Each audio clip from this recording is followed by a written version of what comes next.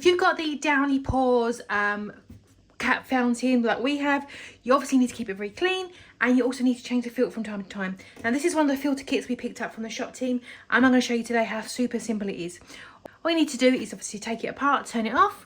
We've got it on the motion sensor, by the way. That's why it keeps going off. Turn it off there, and I'm just going to take it apart and give it a good scrub. It's really simple to do, to be honest with you. And this is the filter that you remove. They recommend every 2 to 4 weeks. It's been 3, and that's the way it looks. Pretty gnarly, so definitely time to change it out.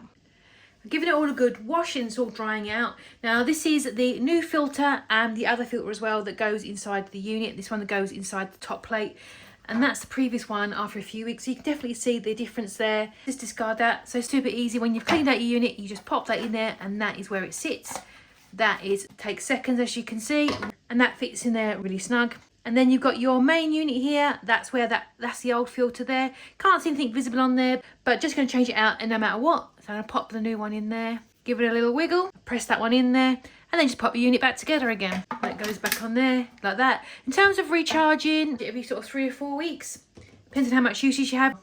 I've got some fresh water in there. Just going to pop it on, and we're back in business. There we go.